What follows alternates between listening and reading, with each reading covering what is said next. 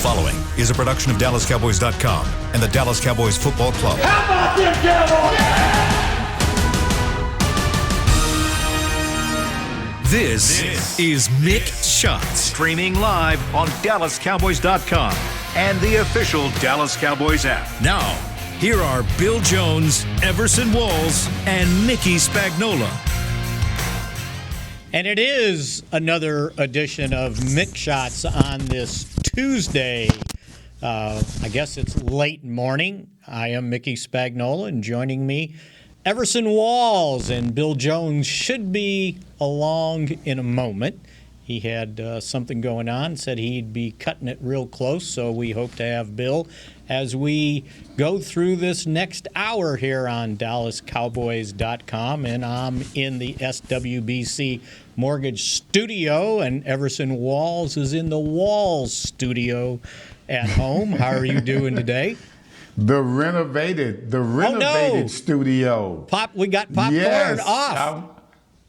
Popcorn is gone. All right. Popcorn is gone. I'm on to the next phase, baby. I am on to the next phase. And if it wasn't for having such crappy games on Saturday, I probably still would have been sitting here with popcorn hovering over me. But, man, it was so boring. And plus, let's just be real, man. I mean, I know we had a team that was very average. I know that we didn't do well when it came to, adversarial problems and things of that nature. But, when your team's not in it, it's just kind of hard to stay extremely focused, especially in a blowout. Well, I mean, it was somewhat close. I mean, I guess you weren't engaged with Packers-Rams. Is that what you're telling me? Yeah, that's what I'm telling you. Once Aaron Donald went out, I kind of figured what was happening was going to happen. I mean, they actually made it somewhat interesting, but, it was typical of what you expected from the Packers. Aaron Rodgers is flawless. It's almost that Aaron Rodgers reminds me of LeBron James in regards to the fact that he's playing a game within a game, There are times you think you have him under control. You don't. He's just testing you. And that's what was happening in the game. He was just pricking and prodding and just trying to figure out the best way he's going to beat you. Not if I can beat you, but how I'm going to beat you, because beating you is inevitable. And that's the way it usually is with Aaron Rodgers. Yeah, and and the amazing thing about the Packers is that, they do it with, I understand, the wide receiver thing, right? He's basically has the opportunity to throw to Devontae Adams. But after that, the wide receivers he's throwing to, are you serious? And they still, put up almost 500 yards of offense, with a guy by the name of Lazard and. What's the other guy's name that has two last names? Valdez Scandling, right? Are you kidding me? But the key thing to me, Everson, was the fact that they came out saying, we're going to run the ball on you, by the way, L.A. Rams. And Donald or no Donald, we're running the football. And they ran for, 188 yards? Let's be clear now. That's under Packer-like. Aaron Donald came in. He was having issues already coming into the game. I mean, let's just be clear about that. I don't think a fully healthy Aaron Donald, they would have been able to handle him consistently throughout the game. I get that, but when you look at this team, if you're a professional wide receiver, Spags. I like it how people, guys like good quarterbacks, they spread the ball around to different receivers. Let's be real now. If you made the pros as a wide receiver, catching the ball shouldn't be that damn hard, okay? I mean, and if you're running in a zone wide open, and it seems to be every wide receiver is wide open all the time, the scheme itself is good, but being able to catch a ball is no big deal. Hell, the first time they tried me back in 1981, I caught the ball. So catching the ball is no big deal. But as far as I'm concerned, it's the system itself that has those wide receivers just running through zones wide open all the time. So as much as Aaron Rodgers is amazing, that system itself seems to be working so well to where if you're wide open, catch the ball. It's no big deal. You've been doing it since you were 10 years old. Well, you know what? The way Aaron Rodgers handed off to Aaron Jones for 99 yards, I'm going to hand off to Bill Jones because I think Bill is ready to join us. Nice segue. Nice. How y'all doing? We're good. How are you? What's going on, William? I'm doing all right. I'm sorry I'm a little late. I had an appointment, and you know how that goes? Yep. No, we don't know. We don't want to hear it. Nobody wanted to hear my excuses. I don't want to hear yours. You are now the Everson walls of this group. I left the office at 11:08, and I was on track to get here at my home office and be ready to go at 11:30, but I didn't factor in the trash pickup, and I got stuck behind the trash pickup guys. So a little 2-lane road by my house. That's a good one, Bill. I'm going to use that one later on. He ain't blaming it on the dog. He's blaming it on the trash man. I'm going to blame it on the trash man why I didn't get here in time. And I've been listening to you. It took a little bit of time. I told you guys a story about Lawrence Taylor said he was late to training camp practice, which is a quarter-mile walk from the locker room to the field. And in between the field and the locker room, people actually walk and they actually have their cars on the little gravel road. So we all kind of meander our way on through. And so LT was late for practice and Belichick asked him, well, why? He said traffic. So I thought traffic from the locker room to the field is what held him up. So that's pretty good. So I don't know if you heard Everson say he got bored watching the games on Saturday, so he got the popcorn off the ceiling. Did you get bored watching the games on Saturday? Well, I didn't watch the Saturday night game, Mickey, because I had a high school football state championship game that I went to on Saturday night. But that's right. I am familiar with what happened, though. So we could break down that high school game if you'd like to, but we don't need to do I that. would. I ain't gonna lie. I would love to hear about the high school game, Bill. For real. There was the Dodge Bowl. And a Dodge won. And a Dodge won. That's right. I want to tell the son that he needs to. I won't get into that on the air. I'll tell you off the air what I should tell the son about the dad's team. Although, all right, RPOs are big at every level of football, from the NFL on down to high schools, and we're talking about the Austin Westlake South Lake Carroll game, and Todd Dodge won his 6th state championship. He was coaching against his son Riley Dodge, who's a 32-year-old head coach at South Lake Carroll. They called ineligible receiver downfield at least 3 times on the Austin team, but what it is, they run those RPOs.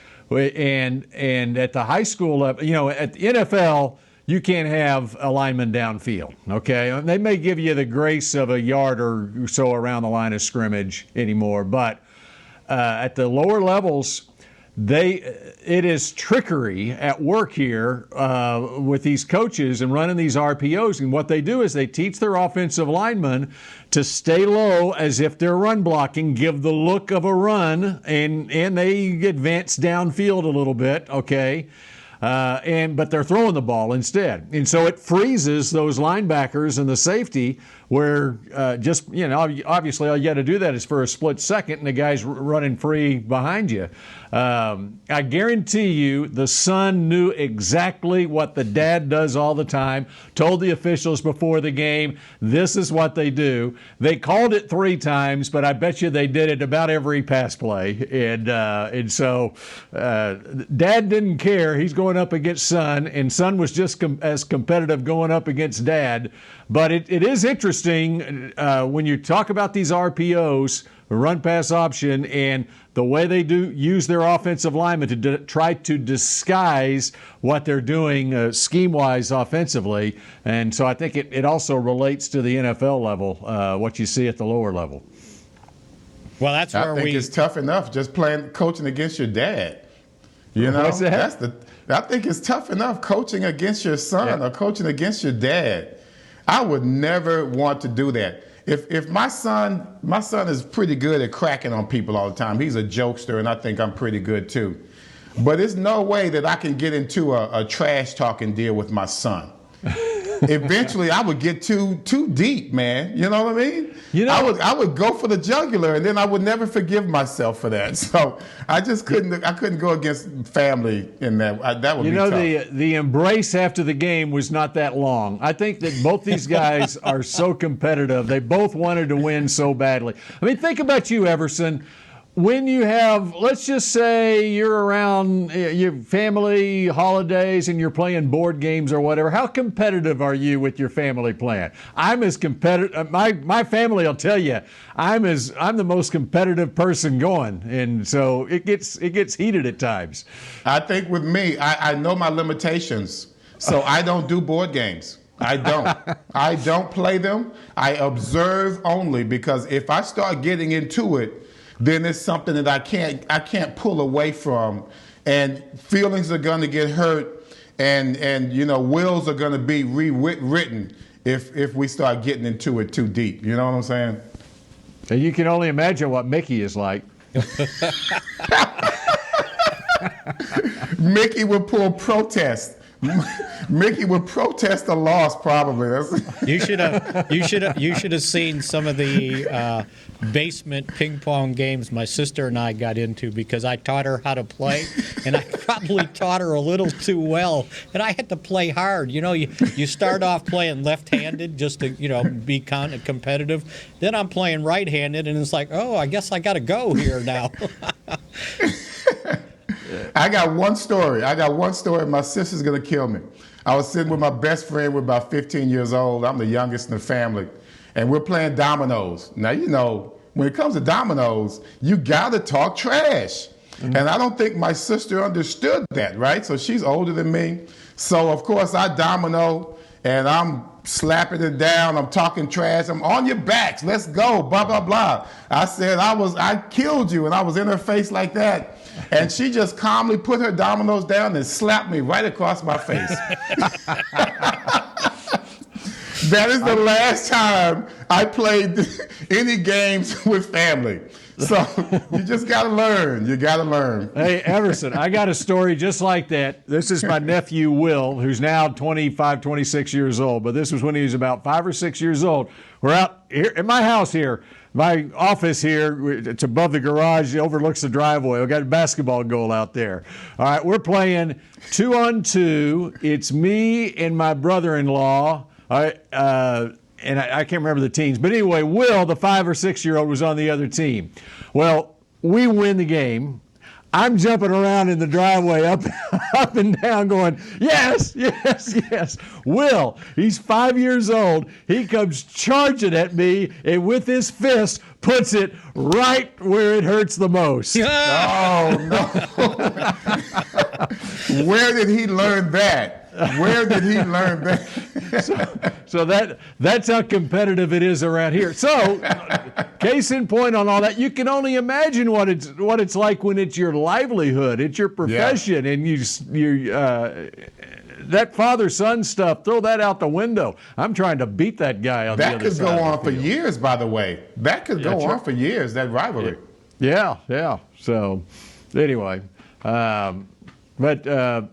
yeah, the whole RPO thing, though, with it's very interesting how it's changed. Football is ever evolving strategy-wise, and I think on this, the ineligible receiver downfield stuff, that it's a 5-yard penalty right now. I think it needs to be a 10-yard penalty just because it is basically, it should be the same as holding, because you're basically holding the linebacker and safety from being able to do their job, because you're doing something illegal to keep them at bay. And so watch for it when you're watching games. How many times that offensive coordinators get away with their linemen downfield on those RPO plays? Well, that would be Baltimore would be one of those teams. There you go.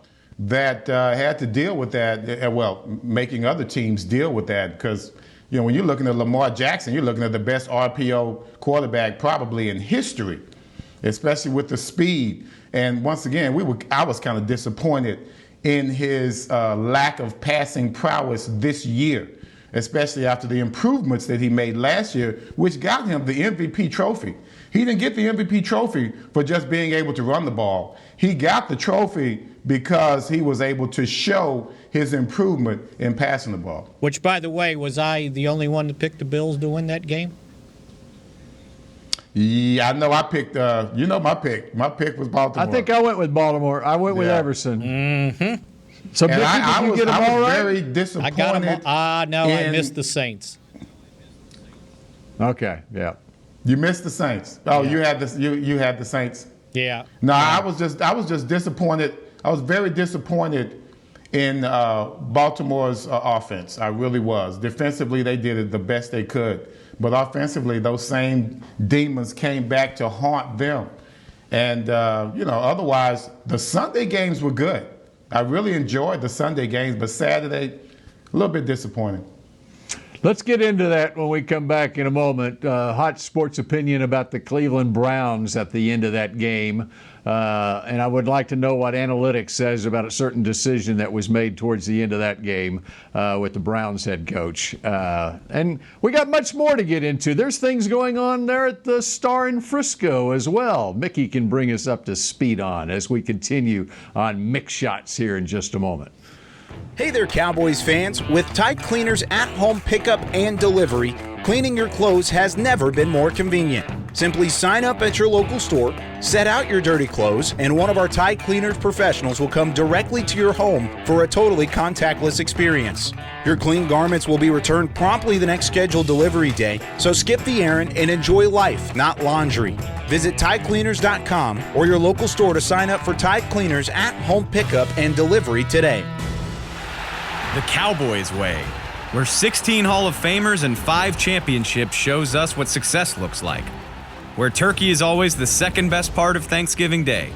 Where we are all defined by one single thing, the star. Where we as fans know it's our job to keep the tradition going. Bank of America is proud to be the official bank of the Dallas Cowboys and to support the quest of living life the Cowboys way. Copyright 2020, Bank of America Corporation. Grab some OtterBox gear and get ready for hanging with the boys. From rugged venture coolers to tough as nails elevation tumblers, we've got what you need to keep your game day drinks frosty and your football feast ice cold. And with cases, screen protectors, and power accessories, you can defend your phone and stay connected to every play. Gear up at OtterBox.com and amp up the fun of every Cowboys game. That's OtterBox.com. We're back with a tasty treat that's sweeping airwaves and taste buds. It's new Dr. Pepper and Cream Soda. Let's take a listen. Dr. Pepper and Cream Soda's here. A new combo that's music to my ears, okay. Let's play. Cream Soda and Dr. Pepper time. Pour it in a glass of ice. Ah, music to my ears and mouth. New Dr. Pepper and Cream Soda. A delicious duet. Back to Mick Shots. Cowboys Nation, get the best deal of the season. 60% off all salute to service and crucial catch gear. You heard right, 60% off these limited time collections. Plus, the Pro Shop has a huge selection of cold weather gear and more deals for every fan. Visit your local Dallas Cowboys Pro Shop or go to shop.dallascowboys.com for the best savings on your new gear today. Talking about divisional playoff weekend, what happened on Saturday, and let's turn our attention to Sunday a little bit. And, of course, you had the great quarterback matchup on Sunday night with Breeze against Brady, and then the early game you had Mayfield against Mahomes. Mahomes gets hurt, and Chad Henne winds up winning that game for the Chiefs in the final minutes with a scramble and then a fourth down play to Tyreek Hill to seal the deal. But let's talk about the Browns and their decision with 4.5 minutes to go in the game to punt the football away, and I believe they had at least used one of their timeouts at that point. And I just think it was a critical mistake for Kevin Stefanski to punt the ball away, and even though it was 4th and 9 or whatever it was, and your own end of the field. But considering the fact that you're only down 5 points, and, okay, you're asking your defense, by punting the ball away, you got to get a stop. Because basically, maybe one first down, but for sure 2 first downs wins the game for the Chiefs. And you're asking your defense, they got to get a stop. Well, let's say that you don't get the first down on your 4th down play. And now you're basically having to ask your defense to do the exact same thing you're asking them if you're punting the ball away. You limit them to a field goal, and you're only down 1 score still. It's still an 8-point game. And so I think the risk of punting the ball away doesn't match up with the reward of going for it on that 4th down play. I just thought it was a huge mistake, and I don't know what analytics would say about something like that, but I think there was a huge mistake not to go for it on that 4th down play by Cleveland. What do y'all think? Well, the other part of that is, and you knew that when Kansas City got the ball, so they were going to either get the ball because they were facing a 4th and 9 at Cleveland was facing the 4th and 9 at their 32. So say you picked up 7 yards or 6 yards, right? They're going to be in field goal range right away, like you said. But right. The other factor is okay, they're playing with a backup quarterback now also. Yep. So I think you had to factor that in to not give – and they only had one more timeout left, Bill. They had used their second one in that series. So. And that was the critical thing. If they had 3 timeouts left, okay. But in this league, with the timing rules in the NFL, if you've got less than 3, especially if you only got 1, you got to treat that it's basically 2.5 minutes left of the game, not 4.5 minutes left. Yeah, absolutely. And you know, they had it set up. They had them 3rd and 4, and they allowed Henne to throw the little short pass to, was it Darrell Williams for 5 yards and a first down, and that's what really killed the game right there, because then all you had was the 2-minute warning left, and and even if you had stopped them on 4th and 1, all right, you still got only 1:14 to go. So, precious little time. Yeah. So I was a little surprised they punted it at that time. Actually, I wasn't surprised. I think just based on what you said, Spags, you had the backup quarterback. I'm sure Stefanski was looking at that and saying, okay, this is our opportunity. He was trying to be strategic in that regard. If Mahomes would have been quarterbacking, then it would have been a totally different story. His decisions would have been a little bit more dire. They would have, had a little bit more panic to them, a little more sense of urgency. To me, like Spag said, it was working out just the way they thought it would. You got a backup quarterback. You have him on, 3rd and 4? Yeah. I'm thinking I'm going to bet on my defense. I have a hell of a defense in Cleveland. I have a hell of a defense there, and I'm gonna go with my strength at this point. We're going to be strategic. We're going to forget the analytics. We're just going to go with what's traditional. You just don't go for 4th down that deep in your territory. I know that's what he was thinking, and he couldn't justify that, especially when you start looking at the criticisms in just with us here in regards to going for it on 4th down. It may not be a fake punt, but going for it kind of deep in your own territory. They just looked at that as a quicker death as opposed to what happened eventually, to where they kind of drew it out and at least had a chance to make it happen. They just didn't do it on 3rd down defensively. And you know what? And when you look at it, you guys, you know what Everson just said. Normally, coaching decisions, you try to draw the game out as long as you can, and not try to have the outcome resting on one play. And that's historically the way coaches have coached. It's like, okay, until I'm in desperate territory with less than a minute to go. But otherwise, the idea is draw the game out as long as you can. Don't rest it on one play. So I understand that part of it too. And now it's a Mahomes waiting game to get him cleared to play against Buffalo on Sunday. I don't think there's any doubt he'll get cleared. Andy Reid was acting like in the old days, in Everson's days, he would have gone back into the game probably on Sunday. Of course, it's different rules, and it's a good thing as far as getting guys checked out. I don't know if he could have come back in the game even in the old days. He was looking pretty bad there. Well, I know it was, but Andy Reid said that he thought, because he ran up the ramp a little while later and the game was still going on, that he probably in the old days would have gone not right back in, but eventually gone back in the fourth quarter. There, not this time. You know what? I did read part of his problem was that he got the wind knocked out of him also, and that may be why when he got up he looked like he was in another world, right? Yes. And then when I saw him run into the locker room, I said, oh, he's trying to put on a brave thing for the independent doctor that's going to check him for a concussion, right? And here's the other thing. Everybody was making a big deal that on Monday that he was still in concussion protocol. Well, of course he's in concussion protocol. Because until you do 2 days in a row of strenuous work, you stay in concussion protocol.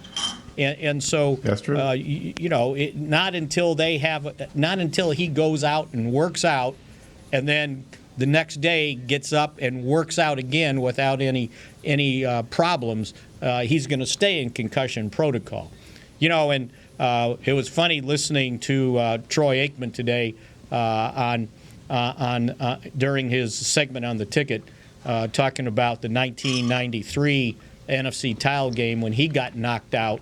And there was no week between that game winning, beating San Francisco, and then going to the Super Bowl in Atlanta. And he said that the concussion that he suffered in that NFC title game was the worst one of all the concussions he suffered in the NFL. And he said if it was today, he said there was no way they would have let me play in the Super Bowl. He said there were absolutely. Wow. I would have been in concussion protocol, and I wouldn't have made it to the game. So things have changed, and have changed for the better. Let's face it, right? Yeah, no doubt. Because I remember, if you remember when the Cowboys showed up I guess it was Monday in Atlanta, and they did the night interviews that night, and I don't know if Troy still knew where he was. I think one of the times when they asked him after the game or where he was, and I'm in Henrietta, Oklahoma. So when they say you got knocked into yesterday, he got knocked into yesterday. You talk about that. I recall it wasn't a concussion, but in the 1991 championship game against the 49ers when I was with the Giants, and LT on a passing play makes Joe Montana pull the ball down, and then here comes Leonard Marshall for the cleanup. And I told people Joe woke up in Kansas City. That's the next time you saw him playing football. So those hits, they can knock you into another region. They can knock you into another stratosphere, another time zone. And that's why it's important for quarterbacks. The slide rule is good. And sometimes Mahomes can be, very macho about that. He's a Texas kid. He doesn't want to be thought of as just that guy that slides all the time. But it's smart to slide because not only did his head hit the ground, just the way he was being manipulated, it looked as if he also would have had some neck problems.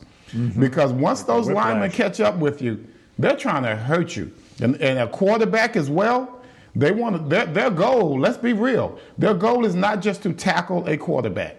The goal is to knock a quarterback out of the game if you get the chance. And that's going old school and that's new school. It doesn't matter. That does not change. You know, and that's why it was dicey on the third down scramble by Chad Henne, because he was going to get there. You know, however, he reminded me of Dak Prescott, right? He wasn't sliding. He was going to go head first, right? What if he got hit? You know? Yeah. They're probably punting, because I don't know who the next quarterback was that would have been able to come in and the play punter. for him. The punter probably was the next quarterback. Yeah, you're probably right. You know, and if you think about it, the same thing nearly happened, and then the other key play in that game was Higgins diving for the pylon and then fumbling the ball through the end zone for the touchback. That was the killer. You know, and I think I saw the interview with Stefanski, and he basically said our rule of thumb is if you're going to be first and goal at the one, you don't reach out. Let's give us 4 chances to get in. And, you know, and he got plus hit. They had like a minute. It was over a minute plus to go. So it wasn't like there was a serious situation there. But you know what? He got helmet to helmet, and you know that could have very well been a personal foul. They missed that. They missed that. If I'm a Cowboy fan and that happens to us, I'm going off right now. That's the first thing that we talk about, and we'll probably talk about it through the break. If I'm a Cowboy fan and that happens to us, that call needs to be made. And if you're talking about the reason for the helmet to helmet rule is for the safety of the players, just like with the quarterback. So now can you review that? And if you can review it, why wasn't it reviewed? That's something that should have been really taken care of instead of, it seems like they were trying to as referees, they were trying to rush the game along. This is playoff games. That's the time when you have to get everything right. That's the purpose of them having the best referee crews in playoff games. So they got it right all year long. You need to get it right now. This is crucial. And I don't know if you can review that. You tell me, Spags, but if you can review it, it should have been reviewed. I don't know if they can review a missed penalty. Now, in college, they would have reviewed it, right? Because from upstairs. You know, in college, it's under 2 minutes. It should be reviewed as targeting. It's under 2 minutes. Doesn't that take precedence? I don't know if they can review targeting if it's not called. If it's not called on the field. Yeah. And even in college, I think it's got to be called on the field. Although maybe not. No, I think they can call it. I thought you could go to New York. I thought you could go to New York. It's something that's not decided on the field, but it would be decided by the guys in New York. That's what I thought. See, and the problem was there was only one official there that could see it, right? And his view was, where's the ball in the pylon? He probably wasn't looking at the hit. There's so much for him to look at there. Yeah, inbounds, is he inbounds? But that's why it should have been shifted to New York. That's why. Yeah, that's why they need to have. You're right, Everson. That's why that needs to come from above. That's why they need a sky judge. That is exactly why. Right there, the guy buzzes down and say, "Hey, you need to look at this." Just like pass interference, the guy up there can see it. Yeah. He can see it better than the guy that's on the field looking at 3 different things at once.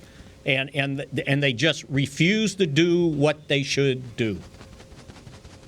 They got cameras all over the freaking place. They got beautiful angles everywhere. College football, pro football.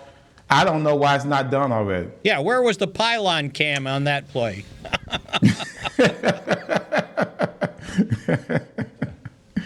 All right, what about the Sunday night game? Brady and Breeze, what did you think of that one? I somewhat felt sorry for Breeze. You know what that game reminded me of? Michael Thomas tried to play, right? He wasn't right. Now he's going to have surgery. All right? That's how bad his injury was. He tried to go out there and play.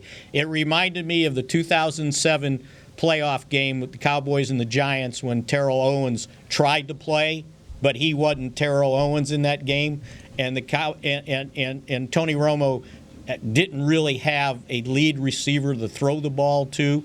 And that was an instance where I just thought on a couple of those interceptions for Drew Brees, his guys that he was throwing to sold him out. They didn't run the route right.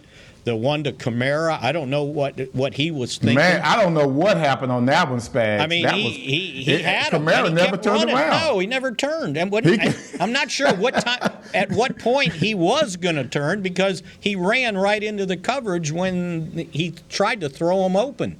So, yeah. Unless he was going to hook up before that defender that got the interception, unless he was going to hook up before that defender came across, that still could have been intercepted, Spags. Well, I just thought he would have had a better opportunity. It wouldn't have been just a clear – No doubt. You know, and the other one bounces off the guy's hands and it gets intercepted. Yeah. You know, and I know the quarterback gets charged for all the interceptions, but look, neither quarterback – I mean, you know, they talked about, you know, how well Tom Brady played. Would he have to drive like a yard or two, 30 yards, 20 yards for a touchdown? It wasn't like he was zipping up and down the field. The defense won that game for Tampa Bay.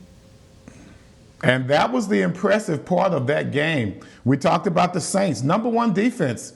I had a feeling that Brady was not going to have that great game. And it's like you said, Spags, it wasn't that great a game. He was just solid. He actually just managed that game with the great talent that he has on the field. But at the same time, you look at the Tampa Bay defense was really what won that game for them. And I have always been one of those, I guess because I'm a defender, I can see Drew Brees and his talent dwindling a bit, and I can see him being a bit predictable. Down the seams is the strength of their offense, always has been. If I was a defender, that's exactly how I play him. It seems like more defensive coordinators are understanding that, and they're really putting a lot of pressure on Drew Brees up the middle.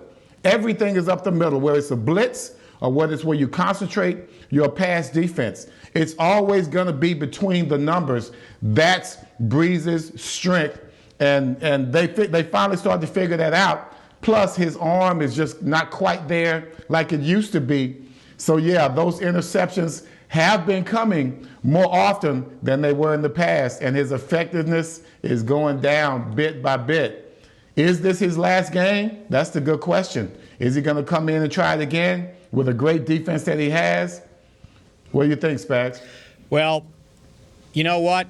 I trust Jay Glazer, and Jay Glazer's pretty close to Sean Payton. And when he announced right before the last segment of the pregame show that this was the last home game for Drew Brees, regardless if they won, they were going on the road, the Super Bowl would be on the road, then I would think this is probably it for him. He's pretty tight with Sean. And the scene after the game would indicate it as well. And supposedly for a couple of hours, Brees and his family were out on the field, and you probably saw the video of Brady out there with them throwing a pass to Brees' kid on the. It was just a couple of 40-something-year-olds just playing catch with the kids out in the park. Well, let me give some context to that, by the way. Because if you've and I don't know, I mean, Everson's played at the Superdome, I'm going to assume. The visitors' the visitors' locker room is on the opposite end of the field from where the buses take you away. So, and the worst part is if you lose, you got to walk 100 yards all the way across the field to get to where the buses are. So Tom Brady didn't go out there and make a special effort to talk to him. He had to walk all the way across. And I'll give you a good example. The last time the Cowboys played, was it last year or 2 years ago? It was last year, right? They played at New Orleans and got beat. I don't think so. Or maybe it was 2 years ago. Not this season. Yeah, 2019 or 20. Right. Anyway. Okay. So I'm making the walk, the 100-yard walk, right? And Sean is on the bench. His kids are out there playing. His kids, they're grown now, but they're still out there throwing the ball around, right? And he saw me, and we talked for a while before I got to the bus. So that's kind of a natural thing. The players normally go out there with their kids afterwards. So and they then you didn't got to just make meet that up. walk. They didn't make a special you got to moment. make that walk. But he did stop, and that was a neat thing. And he told Breeze's son, "Now be nice to your sister," because I guess they were wrestling on the field or something. It was pretty cute. So anyway, I just thought I'd bring some context to that. One of them's going to be a gymnast. I saw some one-arm somersaults going on out there, so that was pretty good. One of the kids is going to be, I think it's Breeze's daughter. She's going to be a nice gymnast or a cheerleader or something, because she was out there making some moves, man. Everson, how amazing is it that these guys are still doing it at over the age of 40? I think it's very amazing. I'm a little envious as a defensive back. We don't really get to ride off into the sunset like that. Never do. The quarterbacks are the ones that always get to have these press conferences and things of that nature. But to play until you're 40 plus years old, I don't give a doggone what kind of advantages you might have or whatever. That is an amazing accomplishment. And to have your team in the position that it's in now is pretty cool. I recall I was only 31 years old one time, and I made a play in the end zone. It was Sunday Night Football. I made a play in the end zone against Philadelphia. And the commentator said, yeah, he made that play with, I think he said, the light shined off my gray hair or some crap like that. And I'm like, commentators, words hurt. Okay? I mean, so now if I'm watching that game, I'm like, oh yeah, Everson Walls is old. Did you hear what the commentator just said? So now the narrative is already out there. I can't rewrite it. You know what I'm saying? But I think every position really should get a chance to be glorified in that manner. You see them, sometimes they just can't wait to just kick guys out the door, and especially guys that have done so much for this NFL. And I'm going back to the 80s and 90s where there was no love lost for anybody, and Spags knows about those days. Now this is a nice politically correct league to where guys are getting a little bit more love, a little bit more consideration based on what they've contributed to the NFL. So it's good to see that those guys are getting that. I'd like to see all types of players get that kind of love and respect into their older ages. That's why you got to be. Let me ask you this. You got to be a deep snapper. Yeah. All right. So Everson, they've got many ceremonies for deep snappers out there when they retire. Yeah, that's all right. Everson, of all the cornerbacks who played to a late time in their career, late 30s, whatever the age might be, who is the most amazing to you that they kept their skill level up into their late 30s or whatever age you want to put on it? I can't think of any defensive back that went into their late 30s, but just a Dallas Cowboy that I was very impressed with, who made a change in his career, in his style of play as he got older. And I kind of did it myself, so I appreciate what he did. Watching Darren Woodson sacrifice his strong safety prowess to drop down and cover the slot on third downs, that was big for me, to watch a guy who basically came out of college as a linebacker and worked himself into one of the best strong safeties the Cowboys ever had. And then from there to drop down and cover a slot receiver, which is the toughest position to cover on third downs and passing downs. I was very impressed to see how Woodson was able to play out his career while doing that. And I know how difficult that is because I tried to do it myself. Okay, let me be more specific. How amazed are you that Darrell Green was able to do it yes. to 42 God. years of age?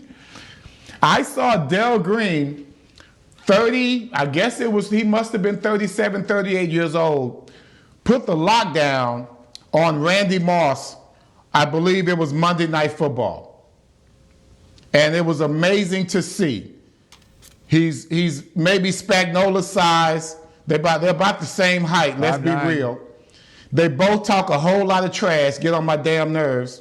But at the same time, he was so accomplished at what he did. He never got interceptions.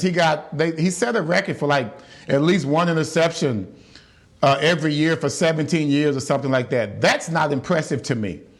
What's impressive to me is the way that he handled wide receivers who were at the peak of their careers while he was at the end of his.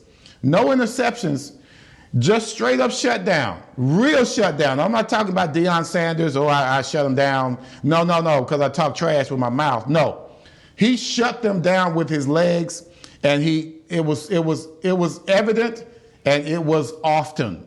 So yeah, Darrell Green was that guy. Thanks for bringing that up, Bill. A cornerback who played 20 years in the NFL, retiring after the 2002 season at age 42. Texas A&I, right? Was it Texas A&I? Texas A&I, yep, which is now Texas A&M Kingsville.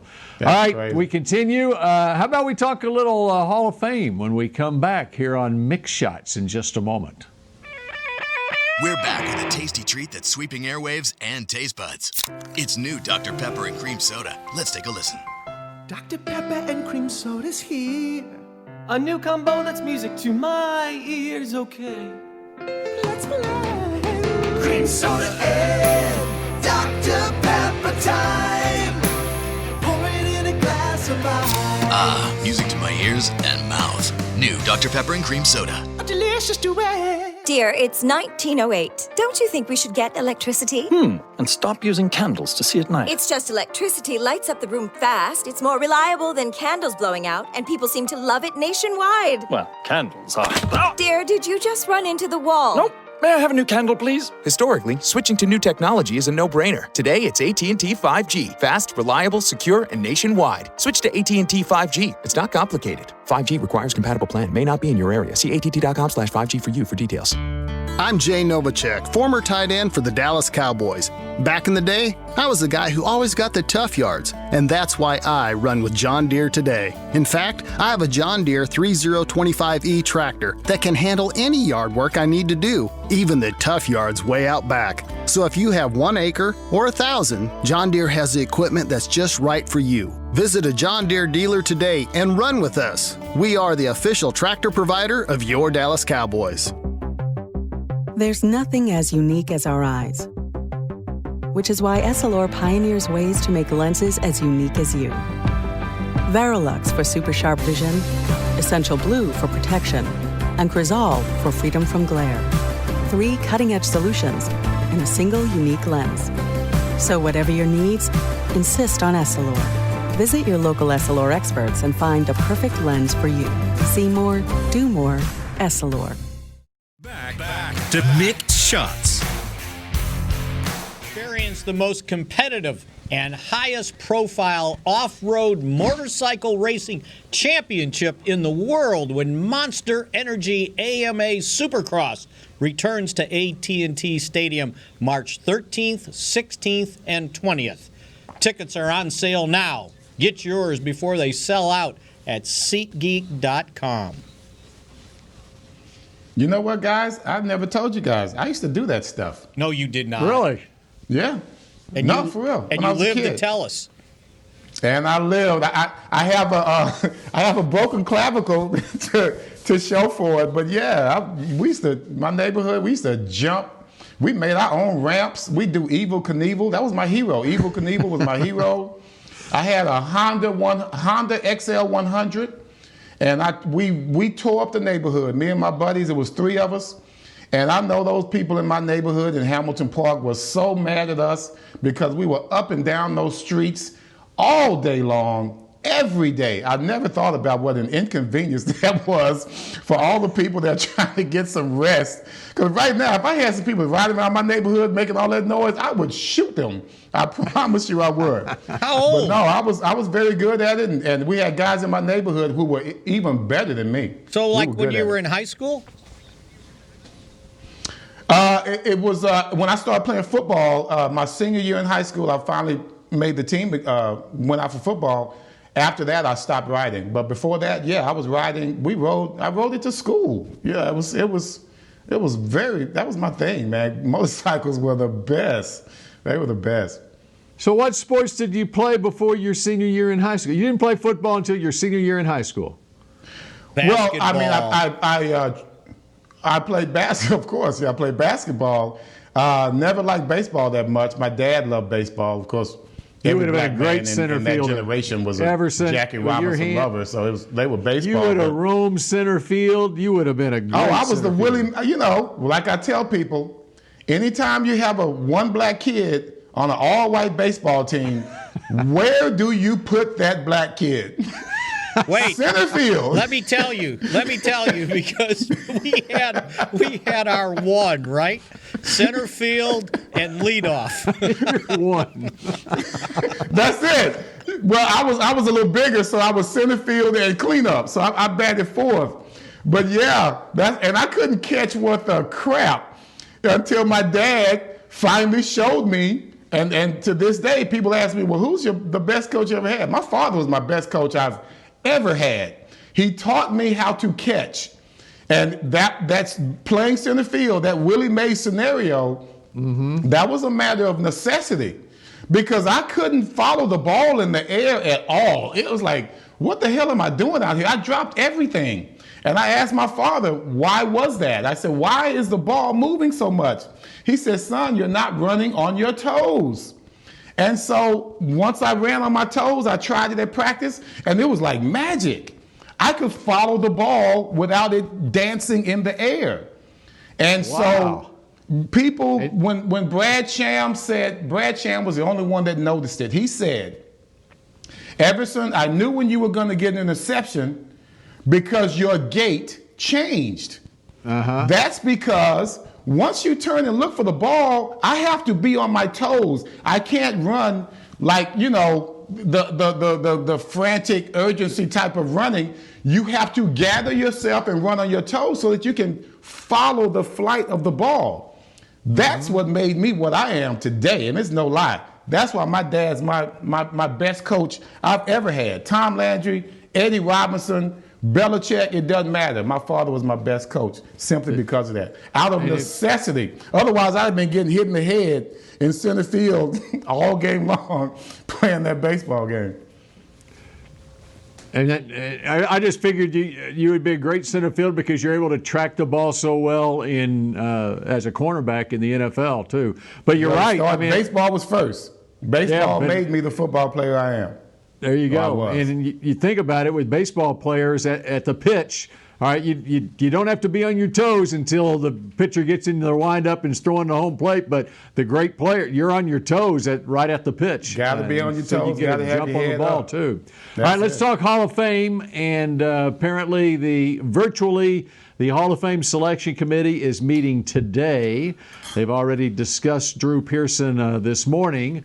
I'm assuming they're all going to keep it a secret until the Saturday before the Super Bowl, Mickey? What's the deal on that? When's the announcement going to come? Yeah, it doesn't come till then. I mean, they're going through all the Drew process won't find out until then. Well, they're eliminating. I mean, they're whittling it down to what, the last 15? Is that what it is?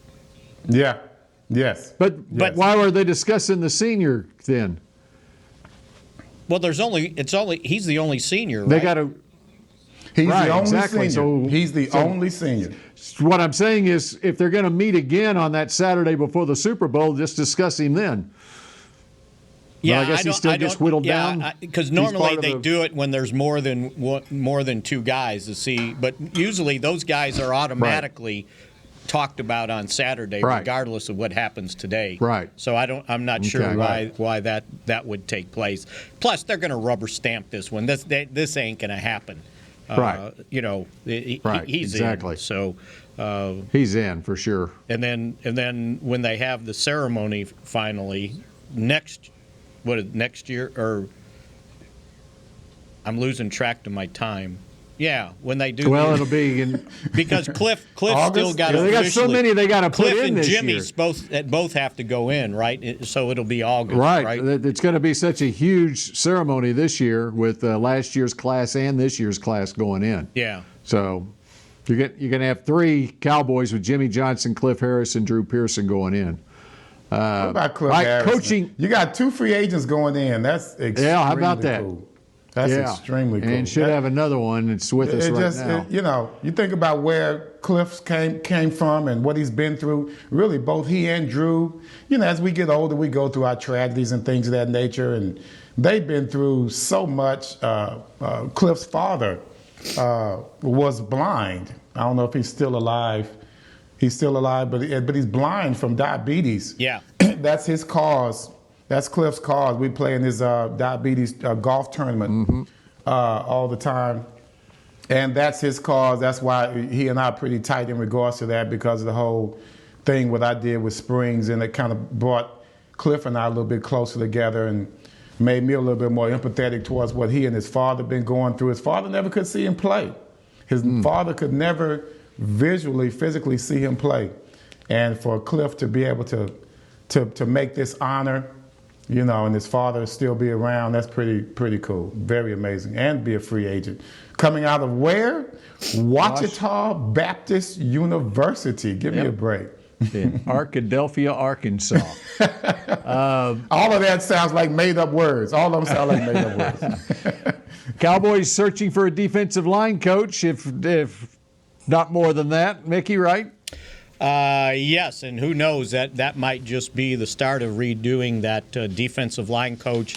Reports out there say they've interviewed Aiden Durd, is that how you say D-U-R-D-E, and Giff Smith for the defensive line coach. Durd served, he worked with Dan Quinn on the staff in Atlanta, started off as a defensive quality control coach and then was an outside linebacker coach. So I don't know how much actual NFL experience he has other than those couple years.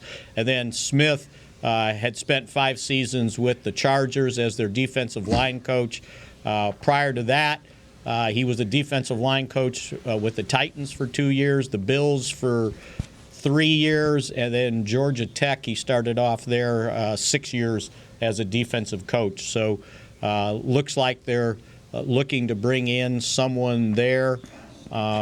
By the way, along those lines, Mickey, just for a second, Quinn could decide to coach like Marinelli did, coach the defensive line and be the coordinator. I mean, that's why he could be technically the defensive line coach. And he's probably looking for an assistant defense. I mean, he's got Leon Lett, but he has another spot there, assuming they keep Lett, and then just have a guy there to help out for more of the clerical work. But he could be the defensive line coach.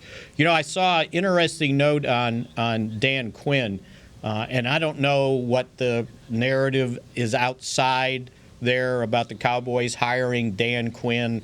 I heard some people go, "Oh, yeah, let me get excited about that." Well, okay, fine, but think about this: the guy has a long resume as a defensive line coach. And I read where the Cowboys hired him just in time because that's who Urban Meyer wanted to hire as his defensive coordinator in Jacksonville.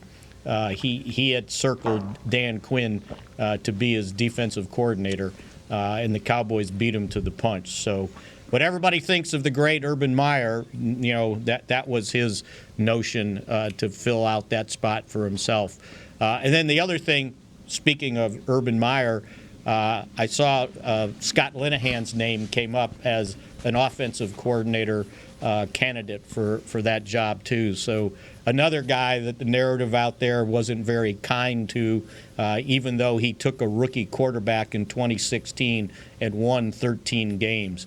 And this whole notion about the Cowboys run the ball too much, well, We keep talking about these playoffs and how successful these teams have been running the football during the playoffs. So take that. Hey, what wins championships? Obviously defense, first of all, but I've learned this year, offensive linemen. Yes. The offensive line can win you championships, especially with a good defense. Or it can something that I learned this year. Never too old to learn something, I'll tell you that. Or it can turn you into 6-10 or 5-11, whatever the hell it ended up real quickly. And then another note on a former Cowboy coach, Dan Campbell. I don't know if Detroit made it official yet, but they were supposed to announce that today as hiring him as a head coach. Was it somewhat of an upset if you think about it, because all these head coaches that are getting hired these days, they're all coordinators. A coordinator of offense, a coordinator of defense. And Dan Campbell basically was an assistant head coach to Sean Payton and the tight ends coach. So that's rather remarkable. Okay, and then how about you think Jason Witten would be interested in the Tennessee job? Wow. I thought of that. I thought of that yesterday when I saw what happened to Pruitt. I would not at all be surprised if he's a top candidate for the Tennessee job. I can't see. I don't know. Maybe, and I don't want to disregard anyone's talent and ability to inspire. But for some reason, I see Witten would inspire high school players a whole lot more than he would college players. Well, I think can see Witten being a high school coach. Here, I remember maybe it was a couple years ago when all the notion came up that that Tennessee needs to hire him as a head coach. Tennessee talked to him, right? They talked to him, and I had said something to somebody around here that I respect, and I said something. Well, I think the hardest thing he would have is knowing enough people to hire a staff, and without having been in the coaching circles. And I got looked at like I was cross-eyed and was told, don't underestimate Jason Witten and his ability to put a staff together, okay? Just like that. I said, oh, okay. So maybe it's a possibility. Look, they're going to need a name to get through what they're getting ready to get through, right? They're going to get put on probation. Is that right? He hasn't retired yet, has he? No. That's why I asked the question the way I did. I think there's no doubt he would be a candidate. If they didn't have the recruiting violations and the probation they're about to go through, I think there'd be no doubt he'd be all over that job. That's why I asked the question the way I did, would he be interested in it? Because they are going to be, they're already internally, they fired the head coach and 9 assistant coaches. Obviously, they did something that's the NCAA is going to come down big time on them. Yeah. And so he's going to be, whoever takes that job is going to be so far behind the 8 ball as far as scholarship limitations and so forth. It may just be a no-win situation for whoever takes that job. That's not the death penalty, but it's going to come close, I guarantee you. Especially in the SEC. Yes. Yeah, absolutely. Well, they weren't doing anything in the SEC anyway, so they were already far behind. What happened? That's right. Well, no, if you think about it, not this season, but the previous season, they finished like on a 6-7 game winning streak, and they were projected a top 20 team this year in the polls, and everybody was expecting them to win the East, and they just fell apart. Just fell apart big time. All right. Well, that does it for this edition of Mick Shots. We got a lot to discuss next week on Mick Shots because we will have a Super Bowl matchup, and our teams are. Oh, you want us to pick? Our huh? teams are KC, Kansas City, and Green Bay. And you want me to go on the NFC side? If I'm going on the NFC side, I got to go with Packers. I got to go with Aaron Rodgers. All right. You got the home teams winning. Mickey, you got the home teams winning? Yes. Okay. I'll go out on I'm going to say Kansas City and Tampa Bay hosting a Super Bowl. Brady versus Mahomes.